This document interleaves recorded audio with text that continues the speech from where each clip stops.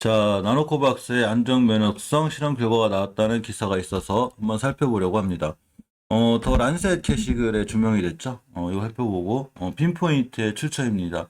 나노코박스가 이번에 안전 면역성 실험 결과가 나왔지만, 백신 임상 참여를 위해서 최적 조건을 만들어야 한다는 이런 얘기가 있고, 이거에 대한 베트남 보건부가 임상 참여적 혜택을 제공한다는 기사도 살펴보도록 하겠습니다. 왜 그러냐면, 예전에 기사에서 이 핀포인트의 출처인데 나노코박스가 비교 임상으로 평가된다는 제가 얘기를 한번 해드린 적이 있어요. 우리나라의 SK 바이오 사이언스도 역시 비교 임상을 통해서 이렇게 평가를 하는 이런 상황으로 진행이 된다고 한 적이 있는데 이게 이유는 간단하죠.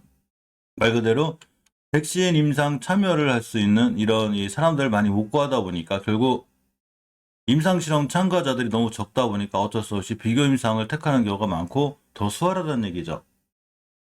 그렇기 때문에 이제 대체적으로 비교 임상을 선택하는 경우가 많은데 베트남산 이 나노코박스의 승인을 두고 이제 국내 관심이 뜨거웠을 때 역시 일각에서 나노코박스 임상 방식을 비교 임상 방식으로 평가될 수 있다는 전망이 있다고 제가 한번 저번 영상에서도 알려드렸습니다. 이 눌리언에서 나노코박스 백신 임상 3회 이상 중기 보고서에선 안정성과 면역성 요건을 전부 다 충족했는데 베트남 보건당국이 이 나노코박스 임상 결과를 두고 이 코로나에 대한 보호 효과가 있다는 결론 내리기 아직 충분한 데이터가 없다는 평가를 내린 적이 있습니다. 따라서 이런 거에 대한 이 예방 효과의 평가 지침을 세우기 위한 회의를 진행했는데 베트남 백신과 해외 백신 간 대조를 통해 기존 충족 여부를 결정한다고 발표한다는 게 바로 비교 임상을 통해서 이렇게 하겠다는 얘기. 이게 바로 이제 이 임상 실험에 참가할 수 있는 인원이 많이 없기 때문에 그래요. 따라서 베트남 보건부가 어떤 결정을 했냐면 백신 임상 참여를 위해서 최적 조건을 만들어준다는 이런 얘기를 했습니다. 핀포인트의 김성기 기자님의 글이고요. 베트남 백신 개발업체 요청에 따라 베트남 보건부가 임상 참여자 혜택을 제공하는데 20일 베트남 현지 언론에 따르면 베트남 보건부는 임상 지원자가 시험에 참여하도록 유도하는 최적의 조건을 만들기 위한 방침을 세우고 18일 날 문서했다고 합니다. 보건부는 지원자들을 백신 연구 개발에 기여하고자 한 마음으로 임상 시험에 참여했고 다만 아직 이러한 참여자들이 경제적 활동에 이르는 부분에 있어서 혜택을 누리지 못하고 있다는 거죠. 따라서 공식 문서인 8840을 통해서 코로나19 백신 의약품 임상 참여자에게 여행을 즐길 수 있는 이런 인증 등을 발급하기로 했다고 설명했습니다. 일단 백신 임상 참여하면은 조금 혜택을 주겠다는 얘기죠. 나노코박스의 안전 면역성 실험 결과가 나왔고 더 란셋 게시글에 재조명이 됐습니다. 도끼에 베트남 군의학 아카데미 원장에 참여한 나노코박스 면역어선 평가에서 긍정적인 결과가 표출된 것으로 나타났는데 큰 부작용이 없고 안전성에도 문제가 없다는 수견입니다. 란셋은 되게 이 최고 의학 저널 중에 하나 꼽히죠. 14일 날 이런 논문을 게재했는데 트위퐁엔을 비롯한 도끼 원장들이 공동으로 연구에 참여했고 자 실험은 오픈lab의 시험 1단계와 무작위 중 블라인드 의학조절 시험 2단계니까 의학 조절은 반드시 있어야 되죠. 그래서 의학 조절 나눠 진행됐는데 나노코박스 안정성과 면역성을 동시 평가하기 위함이었습니다. 이 나노코박스 백신 25mg 마이크로그램과 50 마이크로그램, 70 마이크로그램 용량, 이 수산 알루미늄 보정량 등이 시험대에 올랐다고 합니다. 이 연구소에 따르면 1단계에서는 60명의 참가자 용량 조절 절차에 따라 두 번의 근육내 주사를 맞았는데 백신 안전성 평가는 반응 테스트가 목적이었다고 합니다. 2단계 결과는 데이터 바이러스 중화, 야생형 중화 그리고 인터페론 감마에 대한 세포 내 염색에 대한 T세포 반응이었다고 합니다. 전부 다 결론적으로 얘기하면 이 부작용이 거의 없고 이 이상 반응이 전부 다 1등급이고 주입 직후에 전부 다 이상 반응도 사라졌다는 얘기고 이 면역성 부분도 일반적으로 90일까지 백신 그룹 사이에서 체액 반응이 유사했다고 합니다. 부작용이 거의 없다는 얘기죠. 40일째 최고 반응에서 항수치와 중앙체역과 목도 회복 결정 수도 높았고 서술했는데 즉 나노코박스가 90일까지 안전하게 잘 견뎠고 강력한 면역 반응도 유도했다는 얘기입니다. 상당히 효과는 있는 걸로 나노코박스가 알려져 있는데 아직은 임상 긴급 승인에 대한 결과가 안 나오고 있죠. 그것 때문에 많이 투자하신 분들이 많은데 저도 좀 빨리 나와줬으면 좋겠는데 나온 다음에 주가가 결정이 돼야 이런 호재들이 어디까지 먹히나 좀 보고 사실은 이 백신과는 관련주들이 머크사 트리즈 나오면서 많이 흔들리기도 했기 때문에 나노제 나노코박스의 이 긴급 승인과 관련해서 주가의 움직임이 상당히 궁금한 상황이기도 합니다.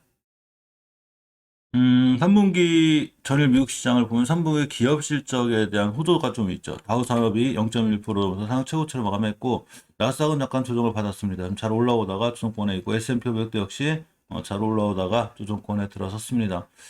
사실 미국 증시가 좋아도 우리나라 증시가 좋은 현상이 아니라서 지금 사실 많은 투자분들이 개인 투자자분들 특히 증시를 좀 떠나는 경향이 있는데 아무래도 너무 우리나라 증시 해도 너무하죠. 지금 미국 증시 상한 최고가 달릴 때도 주식이 떨어지고 미국 증시가 이제 크게 올라가도 역시 반응이 없기 때문에 많은 투자분들이 답답해하고 있습니다. 미국 증시가 기업 실적 우려 속에 혼조로 마감했고 다우 산업은 최고치로 마감했습니다. 전거래일에서 다우존스 산업 평균 지수가 전날보다 73.94포인트 오른 35,600포인트 하방했고 S&P 500 지수는 0.12% 하락한 4,500포인트, 기술주 중심의 나스닥 지수는 125포인트 하락한 15,000포인트의 거래를 마감했습니다.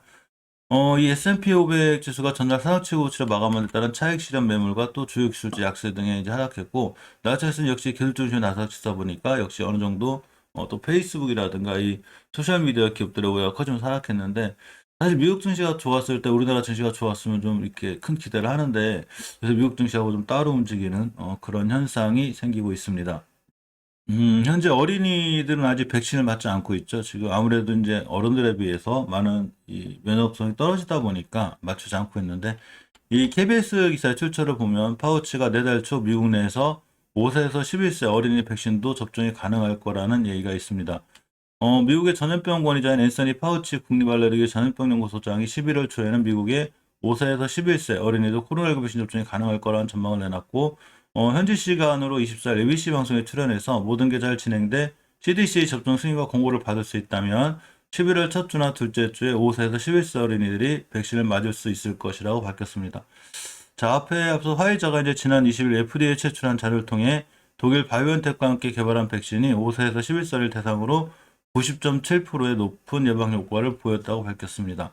이 화이자는 이들 어린이에게 성인 접종량의 3분의 1, 그러니까 다 맞출 수는 없죠. 그러니까 3분의 1을 3주 간격으로 투여하면서 임상 시험을 했다고 하는데, 이를 토대로 한 보고서에서 어린이에 대한 화이자 백신 접종 위험보다 이득이 크다고 분석했습니다. 좀 잘 돼서 어린이들이라고 코로나를 피해갈 수 있는 게 아니기 때문에 조금 이 부작용이 없었으면 좋겠고, 어린이들이 안전하게 이 백신 접종을 했으면 하는 개인적인 바람도 있습니다. 잠시 중국 얘기를 해보면 중국에서 이 코로나 확산세가 있고 올림픽을 앞둔 베이징이 방역에 총력을 기울이고 있다는 연합뉴스 TV의 기사가 있습니다. 이 위드 코로나가 아닌 코로나 제로 목표를 중국에서 이제 유지하고 있는데, 내년 2월에 베이징 동계올림픽이 열리죠. 최후 코로나19 확진자 다시 증가하면서 방역 수준을 바짝 끌어올리고 있다고 합니다. 탄소 중립으로 가면서 이제 전력난도 많이 겪고 있고, 이 베이징에 코로나가 생기지 않게 해서 가장 각고의 노력을 하고 있는데, 요새 조금 늘어났다 이런 기사가 있습니다. 중국에서는 위드 코로나 대신 코로나 제로 목표를 유지하고 있는데요. 내년 2월 베이징 동계올림픽을 앞두고 최근 코로나19 확진자가 다시 증가하면서 방역 수준을 바짝 끌어올리고 있습니다. 그렇기 때문에 중국에서 어느 정도 긴장하는 상황이라 코로나가 다시 확산되지 않았으면 좋겠는데, 지금 전체적으로 보면 이 델타 변이 아종이 또 생겼다고 그래요. 그래서 이 부분에 대한 영상 제가 한번 저번에 올려드렸었나? 한번 다시 올려드릴 건데, 어쨌거나 코로나가 더 이상 확산되지 않았으면 합니다.